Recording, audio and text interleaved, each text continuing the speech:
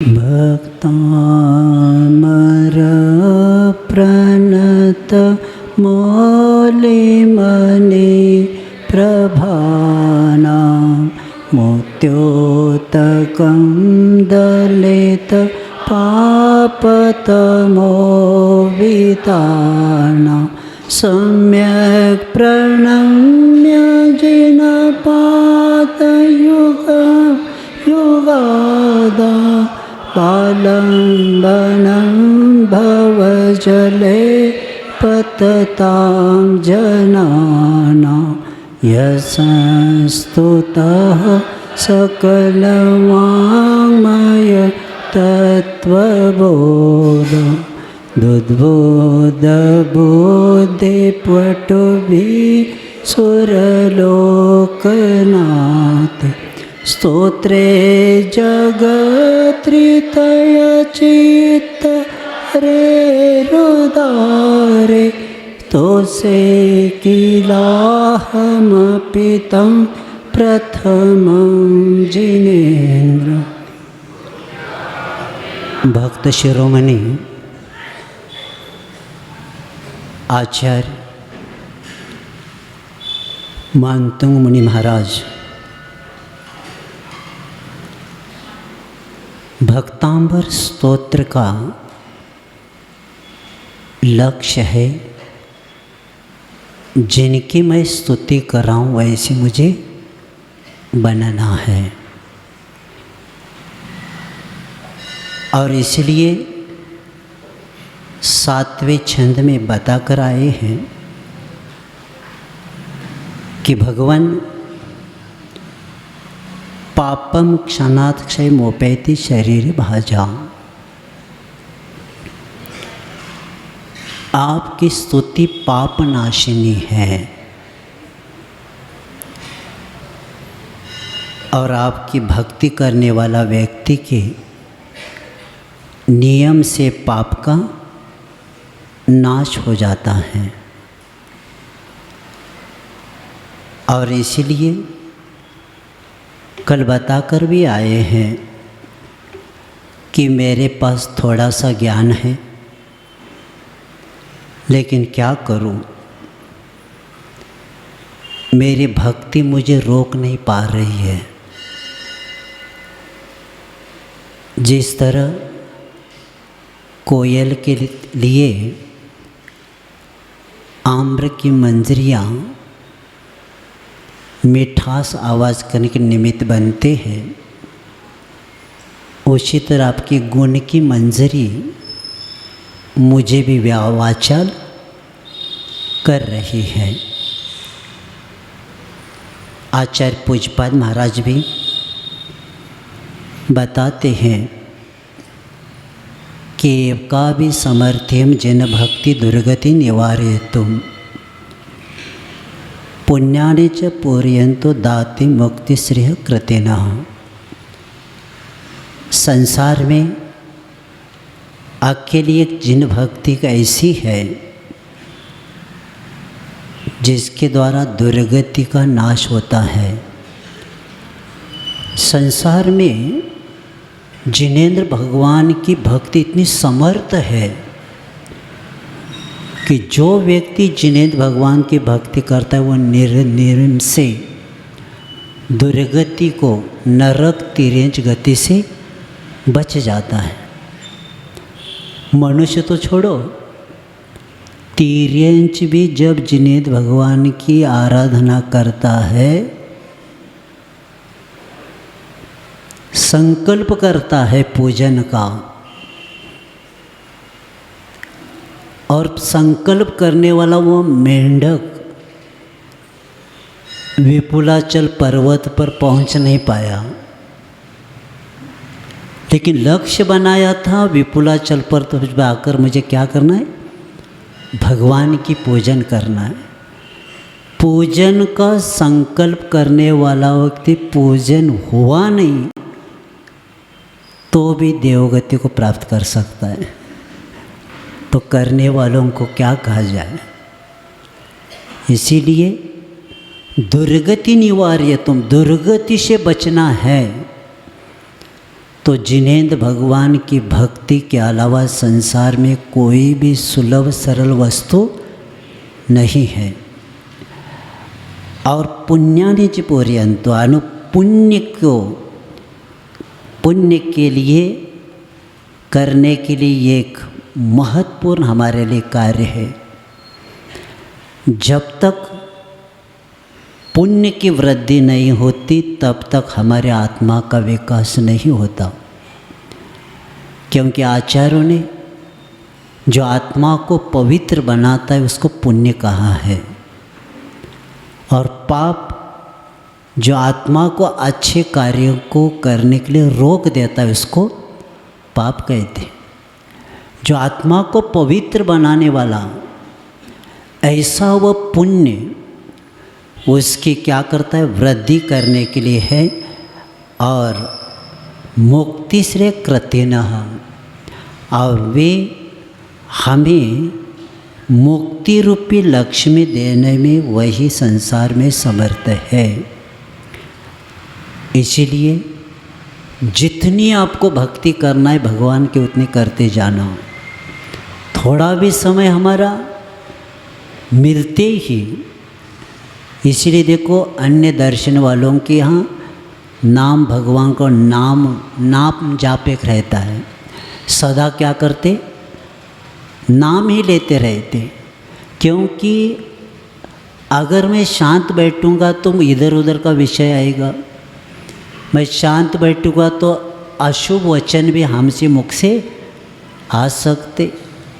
क्योंकि वीर शासन जयंती के ये अभी रविवार के प्रवचन में बताया है कि भगवान महावीर ने कैसे बोलना, कैसे खाना, कैसे चलना, ये सब प्रश्न गंधर्व करने के बाद इतना ही कहा, यत्नपूर्वक चलना, यत्नपूर्वक बोलना, यत्नपूर्वक सोना, यत्नपूर्वक भोजन करना। क्यों? क्योंकि प्रमाद के साथ भोजन करेंगे तो अशुद्ध पदार्थ मुंह में रखते कर्म का बंद होगा। वचन आपके कठोर, पर निंदा से युक्त, चुगली से युक्त, कर्कश है तो आपको नियम से वचन वर्गना के द्वारा आत्मा के प्रदेशों में क्या होगा, परिस्पंदन होगा और आपको अशुभ कर्म का बंद होगा। इसीलिए उस दिन उदाहरण बताया था, अंधे के बच्चे अंधे बास, महाभारत हो गया। जब एक शब्द बोलने से महाभारत हो गया तो हमारा क्या होगा। तो इसीलिए हमारी प्रवृत्ति जितनी यत्नपूर्वक हो, महावीर भगवान जी ने सिर्फ जो प्रश्न किया था उसके सामने सिर्फ यत्नपूर्वक शब्द रख के कहा, क्योंकि नीचे चलते समय भी देखना ये दया का लक्ष्य है। चलते समय नीचे देखने वाला क्यों देख रहा है, कुछ वस्तु गिरी नहीं, नीचे कोई जीव न मरे, नीचे देखना ही दया की दृष्टि है, दया के भाव है। इसी के कारण प्रत्येक कदम उठाते समय आपके कर्मों की निर्जरा होगी, क्योंकि आपकी दृष्टि क्या है, दया की है।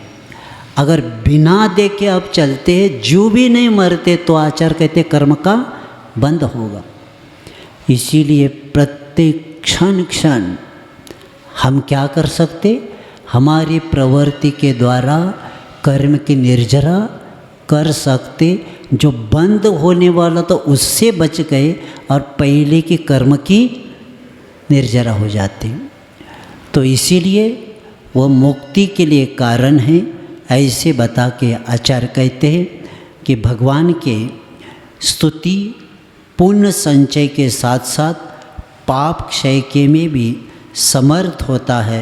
और इसमें कोई और कल अंत में बता कर आए कि भगवान यह स्तुति आपकी होने के कारण प्रत्येक को क्या हो जाएगा, मन को हरण करेगा, मन मोहक बनेगा। क्योंकि मैं मतिबंध होते हुए आपकी स्तुति को पापनाशक जानकर, मैं आपकी स्तुति तो कर रहा हूँ, लेकिन मैंने स्तुति का लक्ष्य क्या बनाया, पापनाशक।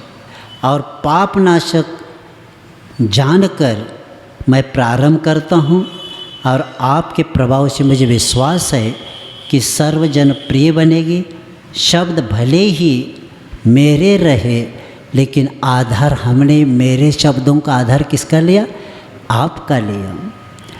क्योंकि मैं और किसी का आधार लेता तो मेरे शब्दों का मूल्यांकन नहीं होता था, क्योंकि शब्द मेरे हैं, लेकिन मेरी स्तुति यानी आपकी, मैं जो भक्तांबर स्तुति की रचना कर रहा हूँ, ये शरीर है और इस शरीर का आत्मा कोई है तो वितराग भगवान है। और मुझे विश्वास है, उदाहरण बताया, कमलिनी के पत्ते पर गिरने वाला बूंद भी क्या होता है? मोती सम चमकने लग जाता है। अब आगे कहते हैं कि आपकी स्तुति क्या? छंद नंबर 9 बताया जा रहा है। आपकी स्तुति क्या? आपकी चर्चा करना भी हमारे लिए पाप नाश के लिए कारण होता है। क्यों होता है? क्योंकि पुण्यात्मा की चर्चा करना भी हमारे कर्मों की निर्जरा का एक निमित्त बनता है। इसी के लिए आगे बताते हैं। अस्तां तव स्तव नमस्त समस्त दोषम्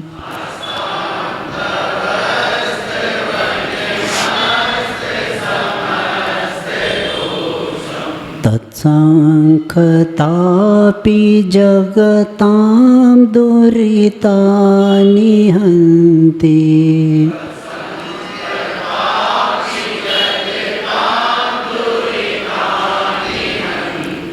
दूरे सहस्रकिरणः कुरुते प्रभैव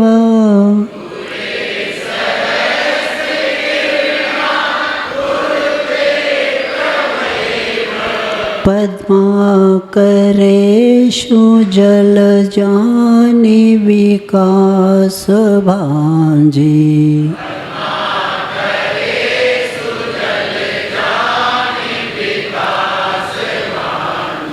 आचार्य मानतु कहते हैं कि हे चरित्र नायक, तव अस्त समस्त दोषम, आपका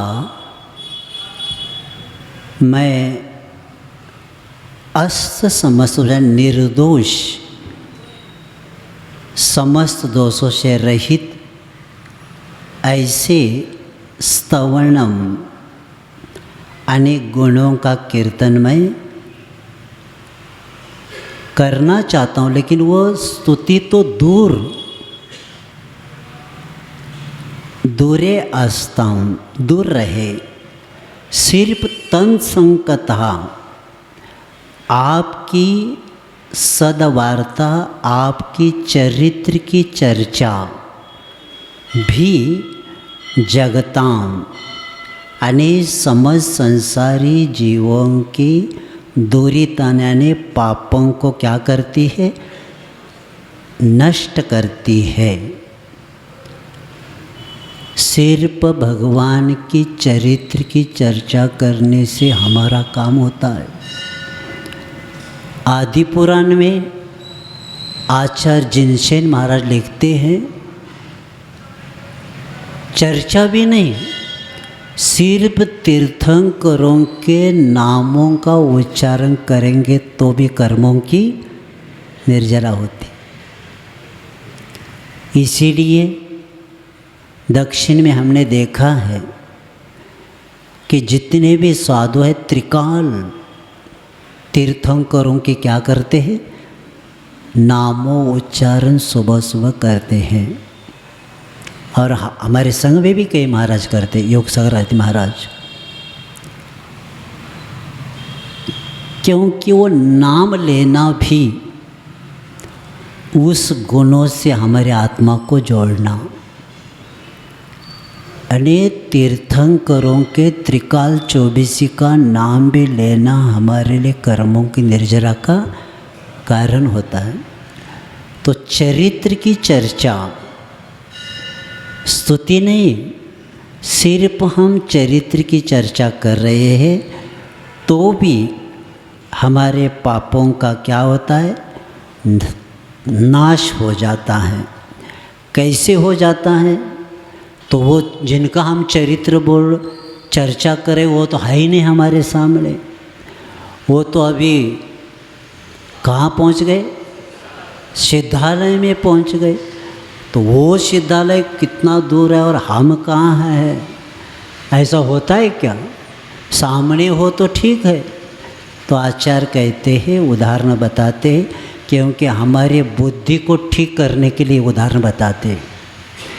कौन सा उदाहरण देते? दूरे सहस्त्र किरण, यानी सहस्त्र किरण यानी 1000 रश्मि किरणों से दूर है, लेकिन प्रभाय पद्माकरेषु, लेकिन उसकी कांति ही सरोवर में क्या हो गया, जल जानी।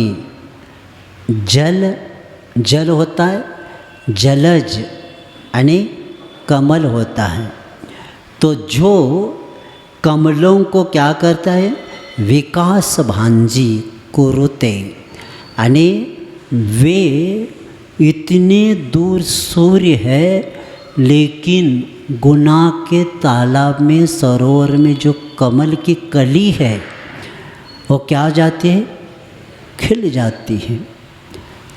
तो उसी तरह आचार्य कहते हैं कि इस छंद में उनके चरित्र कथन की महिमा प्रदर्शित करते हैं। और आचार्य उसका महत्व तो स्वयं सिद्ध है, लेकिन अपनी केवल चर्चा ही इतनी प्रभावक है तो उससे प्राणियों के पाप ध्वंस हो जाता है। इस विषय को स्पष्ट करने के लिए कहते, सूर्य पृथ्वी की धरातल से 800 योजन यानी 4000 मैल कितना दूर है पृथ्वी से। सूर्य कितना है, तो 800 योजन, और 800 योजन यानी कितना होता है, 4000 मैल। तो इतनी दूर है तो भी अपनी प्रभा से सरोवर के कमलों को क्या करता है, खिला देता है। अर्थात आपकी चर्चा तो सूर्य की प्रभा की तरह है और आपका स्तवन साक्षात रवि मंडल है। इस श्लोक में, इस छंद में ये भी ध्वनि प्रतीत होती है कि हे आदिश्वर देव, आपको इस कर्मभूमि में आकर पूरा कल्पकाल व्यतीत हो गया, परंतु काल की दूरी अथवा विरह का अंतराल आपकी चर्चा से समीपन जैसे लगता है। काल इतना निकल गया, लेकिन हम जब चर्चा में बैठते तो इतना काल गया ऐसा नहीं लगता। और जब हम मंदिर जी में आपकी पूजा करते हैं तो जब हम आह्वान करते हैं, और आह्वान करने के बाद में क्या करते, हृदय में विराजमान करते, तो कौन कहता है भगवान दूर है? प्रत्येक आत्मा अपने वेदी को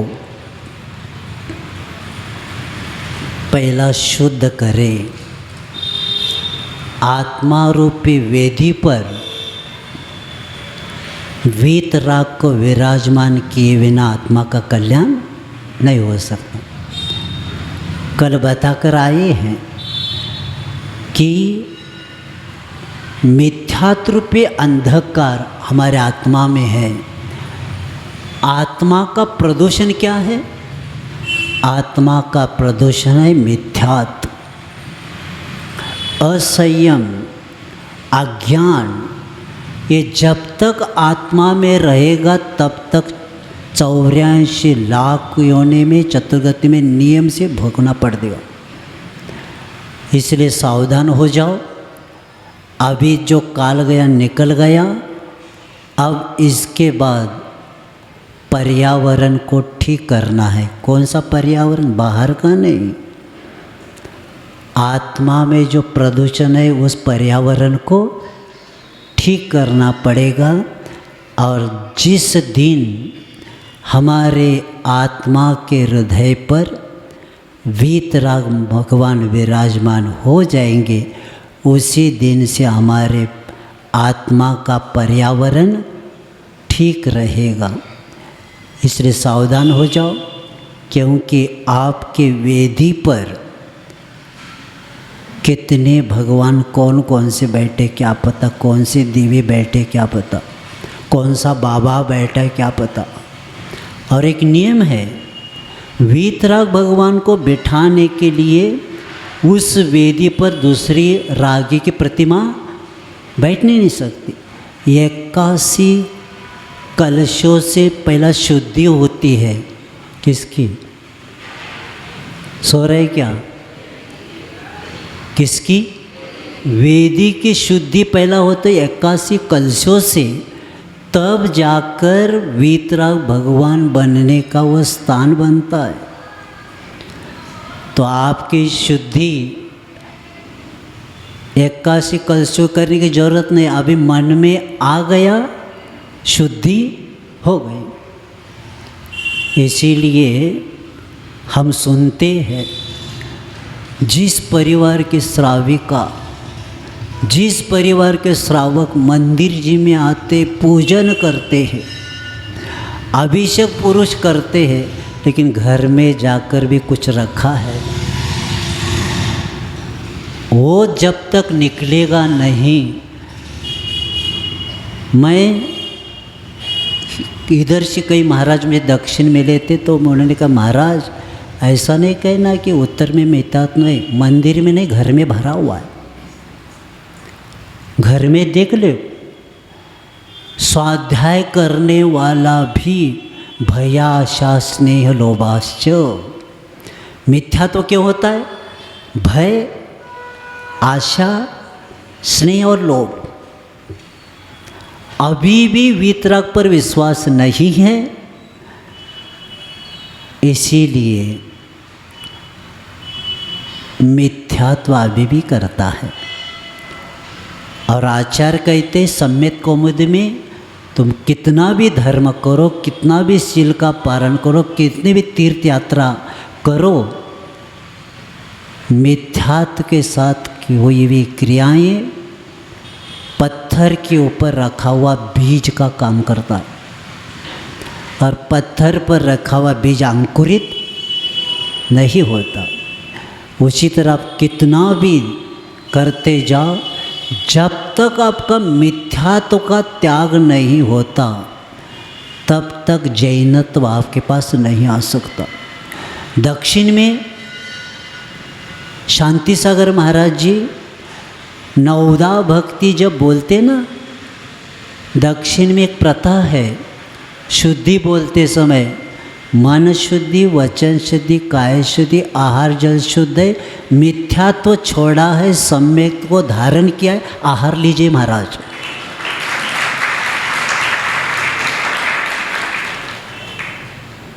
ये है शुद्धि बोलने का लक्ष्य। यानी गुरु को पहला विश्वास दिया, क्या दिया? कि मेरा मिथ्यात्व का त्याग है, सम्यक दर्शन को प्राप्त किया है, और महाराज लीजिए।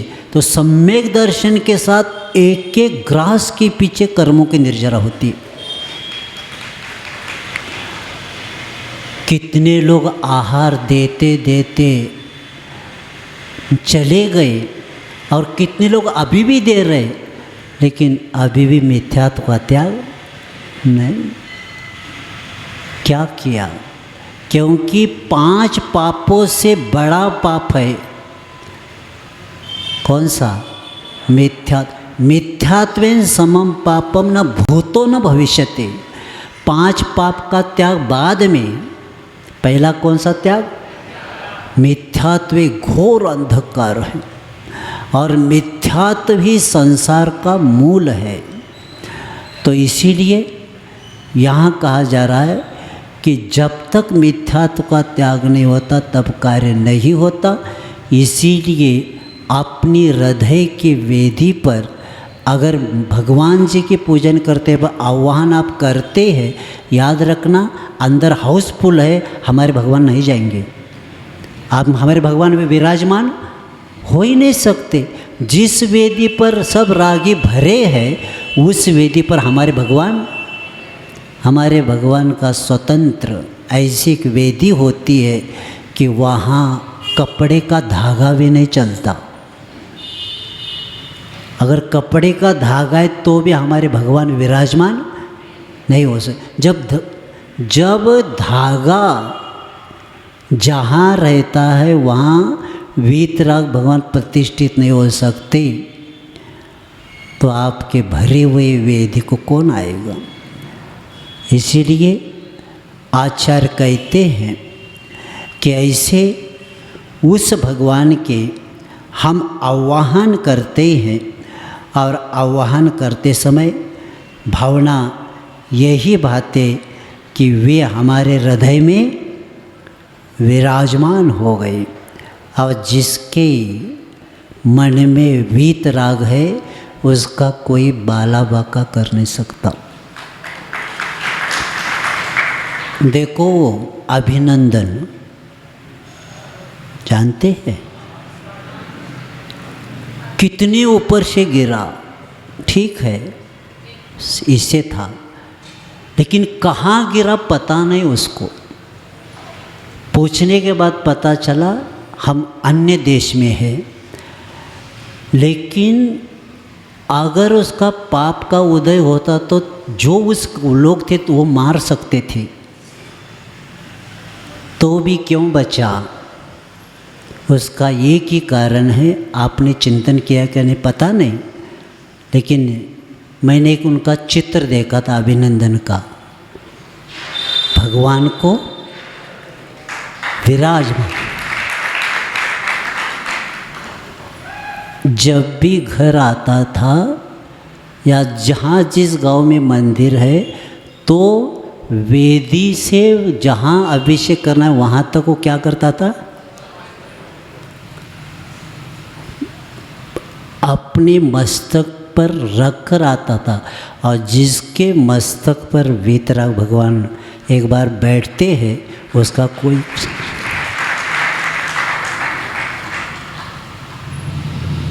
ऐसे उदाहरण भरे हुए हैं।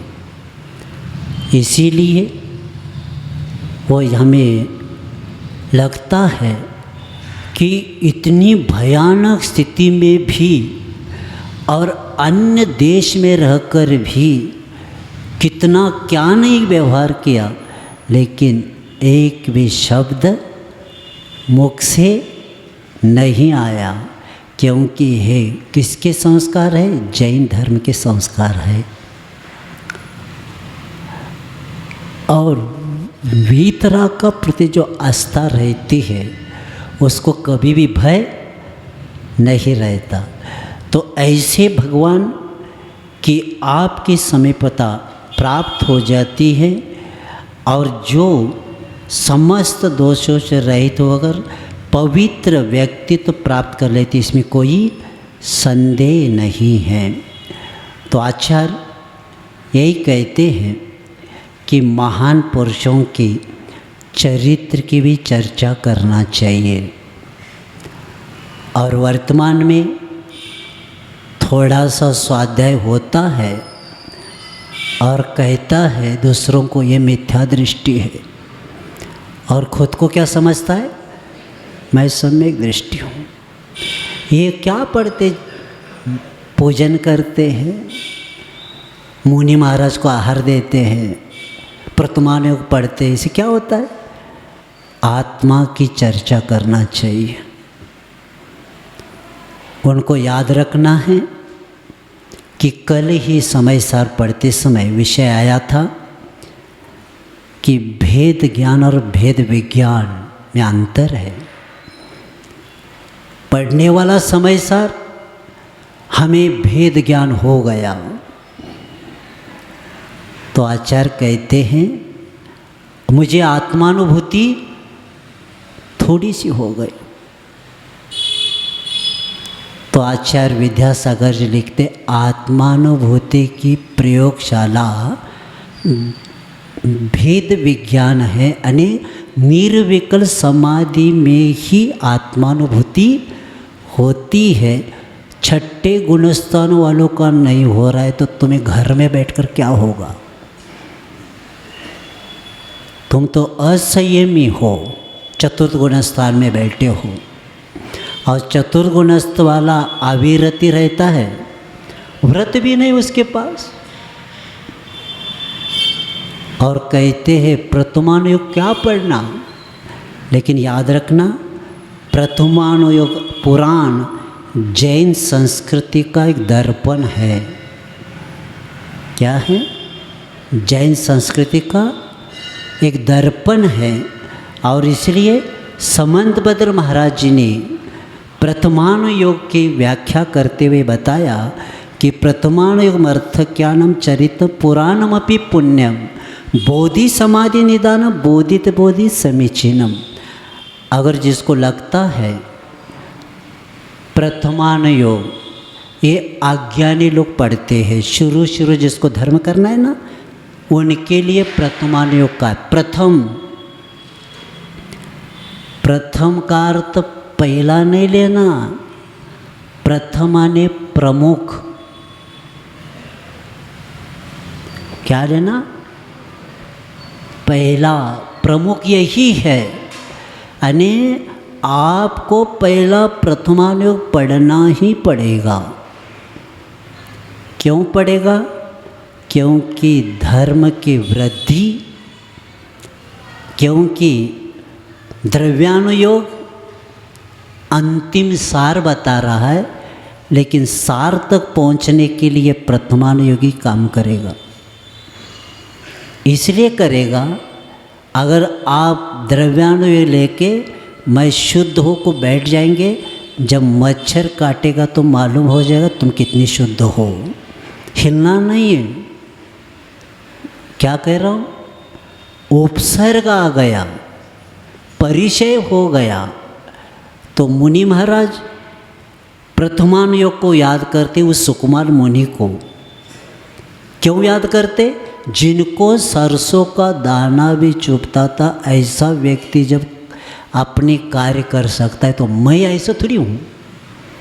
और वह सुकौशल, वह गजकुमार, जिनके सिर के ऊपर क्या हो रही है? शेगड़ी जल रही है। तो सन किसके द्वारा किया? कि महान आदर्श को सामने रखेंगे तो सन करेंगे। द्रव्यानुयोग काम नहीं करेगा उस वक्त, क्योंकि शरीर के प्रति अनंत काल से हमारे संस्कार ममत्व के रहे हैं, और उसके लिए हमें प्रथमानुयोग क्या होता है? अर्थ ज्ञानम। क्योंकि इसके बाद अगर इसका विषय आता है श्रावक मैं बताऊँगा, विषय बहुत बड़ा है।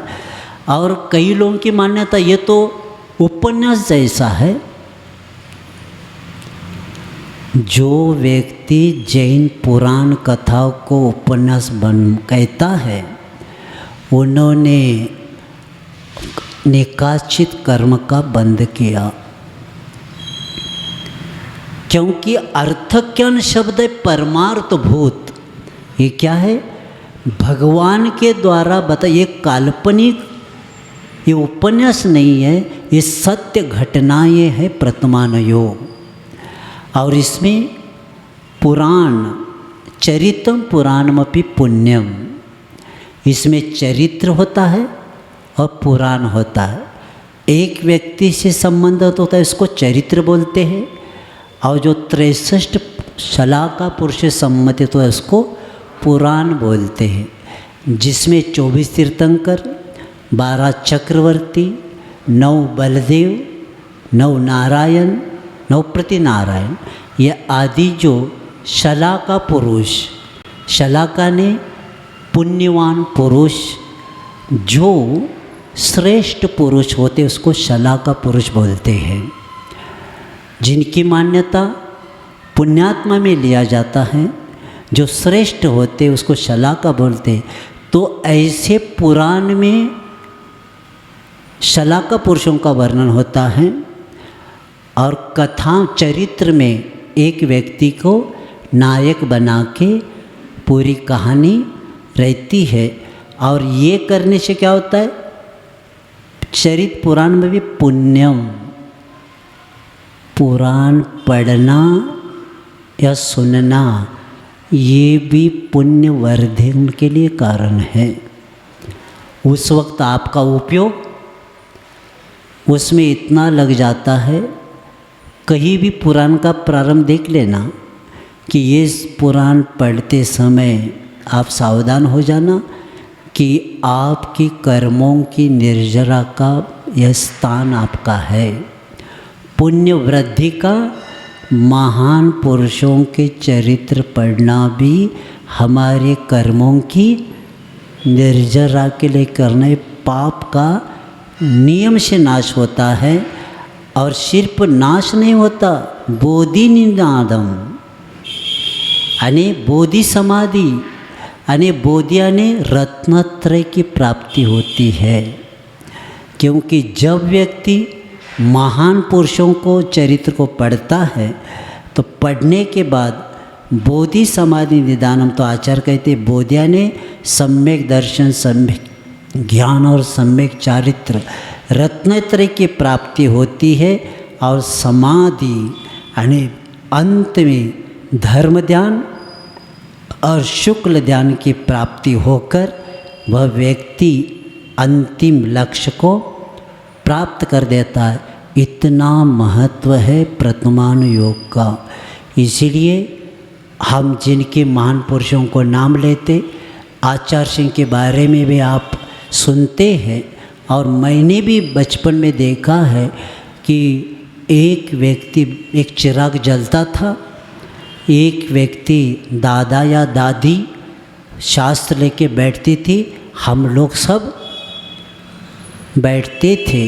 जैसे विद्याधर के बारे में हम सुनते हैं कि मल्लापा जी क्या करते थे, शास्त्र पढ़ते थे और घर के सब सदस्य शाम को क्या होता था, नियम था इस समय कोई कुछ नहीं करेगा, टाइमिंग जो है उसके पहले आपको करना है और सबको स्वाध्याय में परिवार के लोगों को बैठना ही पड़ेगा। जो बैठेगा नहीं उसको कल भोजन नहीं मिलेगा।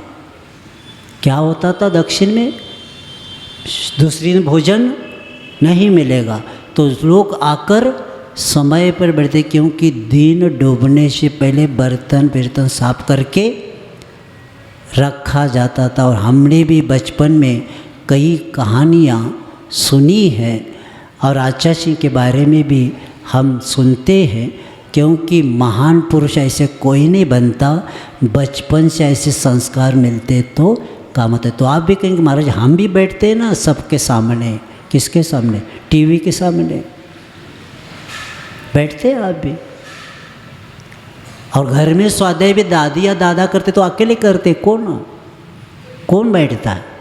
इस चुनाव लगाने का काम चल रहा है। क्या लगाने का, मोबाइल हाथ में लेके क्या लगा रहे, संस्कृति को चुनाव लगा रहे। कितनी बार देखा मोबाइल। हमने उस दिन कहा था रविवार के प्रवचन में, दिमाग को डैमेज किया जा रहा है। टीवी, मोबाइल प्रमाण से ज़्यादा देखना, अश्लील देखना, गुणों को विकास का तो कुछ है ही नहीं, गुणों का ह्रास। इसीलिए तो ऐसे महान पुरुष हमें मिले हैं कि जिनको बचपन से कहानियाँ और आचार्य से कई बार उन्होंने जो सुना था मुझे बता रहे थे, वो पुराण कहाँ का देख लो, इधर नहीं मिलता, दक्षिण में मिलता है। तो मैंने वो मंगवा कर भी दे दिया आचार्य सिंह को कि आचार्य सिंह मैंने बचपन में सुना है, उसका और एक बार मुझे पढ़ना है। ये है यानी उस वक्त के संस्कार मुझे भी याद अभी भी आता है कि मैं जब सुनता था कि हाथी का वेट कैसे करना, प्रश्न आया है, कौन सी तराजू पर करना, तब मैंने सुना, लेकिन बाद में इधर आने स्वाध्याय होने के बाद पता चला कितनी स्थिति है। हाथी का वेट होता नहीं, तो हाथी को क्या किया जाता है, नाव में बिठाया जाता है, और नाव क्या किया जाता है, पानी के आगे जाकर उसको रोका जाता है, और कहाँ तक आ गया वहाँ साइन किया जाता है, और बाद में नाव को उसको उतारा जाता है, बाद में उतना वो एक वस्तु रखा जाता है और उसका वेट किया जाता है, तो इसका वेट होता है। ऐसी सब, तो ये पुराण हमारे लिए एक वैराग्य के लिए कारण है। इसीलिए प्रत्येक घर में चातुर्मास में शाम को क्या होना चाहिए, एक पुराण, एक चरित्र लगाना ही चाहिए। सबका माइंड ठीक होगा, सबकी विशुद्धि बढ़ जाएगी, क्योंकि संस्कार का दीपक का काम करता है प्रथमान योग। चरित्र और पुराण को ही प्रथमान योग कहते हैं। तो ऐसे चरित्र पढ़ने के कारण, क्योंकि ये हमें कर्म के उदय में सावधान करता है। एक गलती किया सीता के जीव ने, वो ऐलक जी, वो आरिका मुनि सूरतनाथ मंदिर के में बैठे हैं।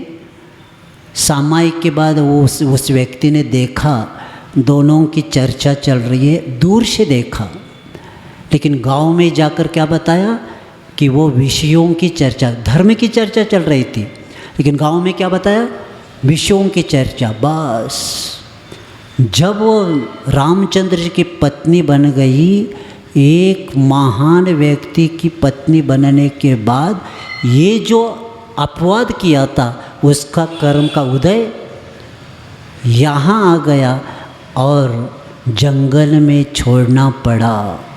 रामचंद्र जी भी जानते हैं इसका दोष नहीं है, लेकिन एक धोबी ने कहा था, जब हमारे घर की वाली चर्चा होती तो लंका में इतने दिन रही तो उसकी क्या शील की क्या गारंटी, इसके लिए करना पड़ा। अने राजा होने का सीता पर विश्वास है कि सीता महासती है, लेकिन राजा होने के कारण जब सामने निर्णय देना पड़ा कि उसको जंगल में छोड़ना पड़ा, लेकिन एक गलती किया, कोई बचाने वाला रामचंद्र जी भी नहीं बचा पाए। इसलिए सावधान हो जाना, जो कर्म हम करते हैं भोगना हमें ही पड़ेगा। उजाले में करो या अंधेरे में करो, कर्म तो कर्म ही रहता है। कर्म चोर चहूर, सबरस लोटे सुध नहीं। चारों तरफ से लूटा जा रहा है हमें, और उसका एक ही कारण है, हमें वीतराग के प्रति विश्वास हो जाए तो कर्म सिद्धांत के ऊपर विश्वास होगा, और कर्म सिद्धांत के ऊपर विश्वास रखने वाला व्यक्ति दूसरों को दोष नहीं देगा, कर्म के उदय को वो स्वीकारेगा। तो ऐसे वे यहाँ प्रथमान योग की चर्चा ही हमारे कर्म नाश के लिए कारण है, और हम भगवान के नाम लेते हैं। काल बीत गया तो भी जैसे सूर्य के किरण होते ही कमल खिल जाता है, इसे दर्शन पाठ में भी कहा गया है, दर्शनम जिन सूर्यस्य संसार ध्वांतनाशनम बोधनम चित्तपद्मस्य समस्तात् प्रकाशनम। कि भगवान के लिए सूर्य की उपमा दिया है, दर्शनम जिन सूर्यस्य संसार ध्वांतनाशनम। जैसे इस सूर्य को देखने के बाद उजाला होता है, लेकिन भगवान रूपी सूर्य को देखने के बाद क्या होता है, संसार रूपी ध्वांत नाश हो जाता है हमारा। और चित्तरूपी कमल खिल जाता है और समझता प्रकाश, सब पदार्थों का प्रकाशक है। इसका मतलब है कि जो, क्योंकि कमल ऐसा नहीं कि एक दिन सूर्य मिल गए तो सदा खिला रहेगा, शाम होने के बाद और बंद होता है। तो दूसरे दिन क्या होता है, सूर्य का उदय हो तो खिलेगा, नहीं तो नहीं खिलेगा। उसी तरह याद रखना, जिस दिन आपका भगवान का दर्शन नहीं हुआ उस दिन आपकी कली रहेगी, खिलेगी नहीं चित्त। क्या कहा हमने, सुबह हम मंदिर क्यों आते, हमारी चित्त रूपी कली खिल जाए। अगर दर्शन नहीं किया आपने भगवान का तो आपकी चित्त रूपी कली खिली नहीं, बंद ही रहेगी। इसीलिए भगवान के दर्शन, एक दिन भी भगवान के दर्शन के बिना मुंह में एक बूंद भी नहीं जाना चाहिए। छोटा सा नियम है, 4 महीने या 10 दिन का कर कर देख लो, क्योंकि संकल्प से ही आत्मशक्ति बढ़ती है। आचार्य महाराज जी ने बताया था, संकल्प शक्ति के द्वारा क्या होता है, आत्मशक्ति बढ़ जाती है। भाव करो कि सुबह भगवान के दर्शन, पूजन, अभिषेक के बिना मुंह में पानी नहीं लेंगे। संकल्प, और देखो रात को संकल्प करके सोए, रात में कुछ अचानक कुछ हो गया तो आपके साथ एक बहुत बड़ा व्रत, ये नियम अगले भाव के लिए बहुत बड़ा काम करता है। इसीलिए ऐसे उस भगवान की स्तुति के लिए बात कर आगे कहते कि भगवान आपकी स्तुति तो शरणागत को क्या करता है, अपने जैसे नियम से बना देता है। इसी बात के लिए भगवत यानी भक्ति से भगवत प्राप्ति को के बारे में 10 नंबर चरण में बताते हैं। नात्यद्भुतं भुवन भूषण भूतनाथ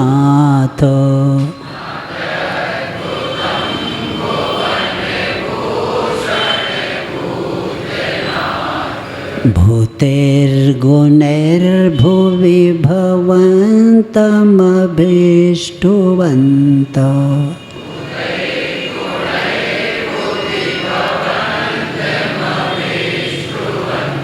तुल्या भवन्ति भवतो ननु तेन किं वा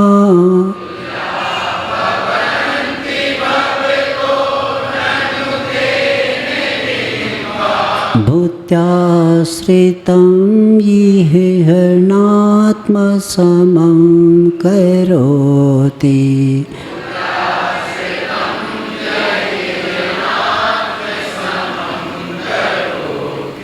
आचार्य कहते हैं, हे त्रिलोक तिलक है जगन्नाथ,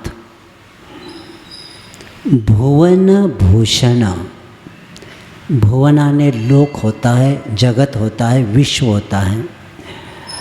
ऐसे भूषण आने अलंकार, श्रृंगार है आप, यानी 3 भुवन के श्रृंगार अलंकार आप ही है। और भूतनाथ यानी हे जगन्नाथ, भूताने वे प्राणी यानी प्राणियों के स्वामी। ऐसे भूतनाथ, भूते वास्तविक जो विद्यमान है, ऐसे गुणे यानी गुणों के द्वारा भवंत माने आपको क्या करता हूँ, अभीष्टवंतः यानी भजने वाले भव्य पुरुष भी क्या होते, इस भुवि यानी भूतल पर भवत तुल्या भवंती, आप सदृश समान हो जाते। जो आपकी पूजा करता है वह पूजक, वह पूज्य बन जाता है। पूजक यानी क्या, पूजा करने वाला पूजक होता है। पूज्य की पूजा करने वाला पूजक भी पूज्य बनता है। यही तो हमारे जिनेंद्र भगवान की विशेषता है, क्योंकि ऐसे अति अधिक बहुत क्या कहूँ, अद्भुतम आश्चर्यजनक नहीं है। ये तो आश्चर्यजनक नहीं है, क्योंकि आपके जो पास आता है वो आप जैसे बन ही जाता है, इसमें कोई आश्चर्य नहीं। और नहीं है वह अथवा ननु तेन किम, यानी अथवा निश्चय से उस क्या लाभ है जो मालिक यही लोक में क्या करता है, आश्रितम, अपने आश्रित सेवक को क्या करता है, भूत्वा यानी ऐश्वर्य से आत्मसमन अपने समान नहीं करता। ऐसे धीमान श्रीमानों को क्या करना कि जिनके पास जाने के बाद अपने सेवकों को अंतिम समय तक सेवक ही रखते, निर्धनी को निर्धनी रखते। ऐसे हमारे भगवान नहीं है। और यहाँ आचार्य महाराज बहुत अच्छा, यानी इस छंद में आचार्य कहते हैं अरिहंता लोकोत्तमा। क्या है, अरिहंत इस लोक में सबसे बड़े उत्तम पुरुष है, सर्वोत्तम है। इसीलिए है कि उन्हें त्रिभुवन भूषण से युक्ति अनेक शब्द रखा है। यहाँ 3 शब्द 3 लोक के लिए गर्भित होता है, और उत्तम शब्द भावभूषण शब्द से व्यक्त होता है। तो यही कारण है कि आचार्यों ने तीर्थंकर भगवंतों को क्या कहा, लोकोत्तमा विशेषण संबोधित किया। अरिहंता लोकोत्तमा, सिद्ध लोकोत्तमा, साहू लोकोत्तमा और केवली प्रणिधर्म लोकोत्तमो। तो इस तरह इस विशेषण से भूतनाथ को संबोधित करते। यहाँ भूतनाथ के लौकिक अर्थ होता है महादेव, और उसे तथा प्राणियों के नाथ। तो ब्रह्म भ्रमण प्राणियों की रक्षा करने वाले होने के कारण उनको भूतनाथ का है।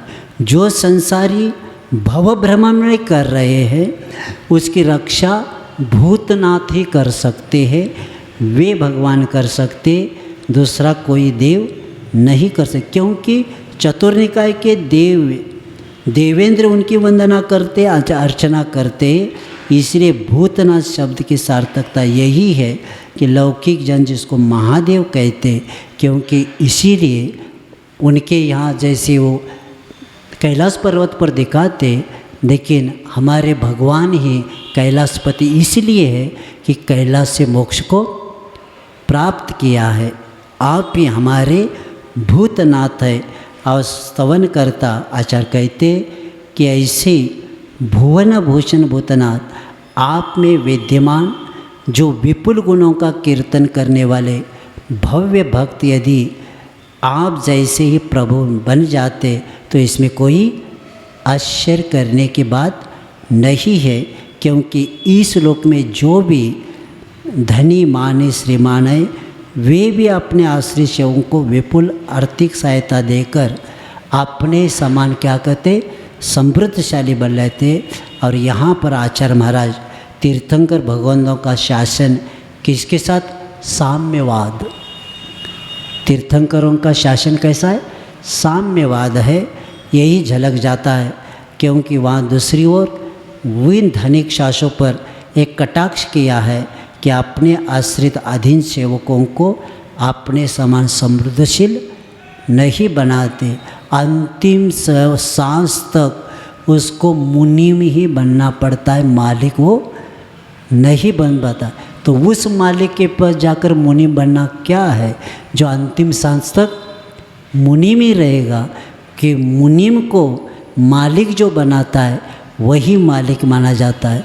तो इस बात को लेके उनके वैभव विपुल वैभव होने का क्या लाभ है और उनकी समृद्धि से क्या प्रयोजन है, ये बताते हुए जैन शासन में साम्यवाद और समाजवाद की जितनी प्रतिष्ठा पाई जाती है उतनी अन्यत्र नहीं है। और इसी का इस युग में भी उसका आज अनुसरण करें तो विश्व की सारी समस्याएं समाप्त हो सकती है। ये बताकर आचार्य जिनेन्द्र देव के कीर्तन कर रहा हूँ नियम से, कालांतर में वह क्या करेगा, जो इसको पढ़ेगा, भक्ति करेगा, वो परंपरा से सिद्ध पद को प्राप्त कर सकता है। इस तरह बताए, समय आपका हो गया।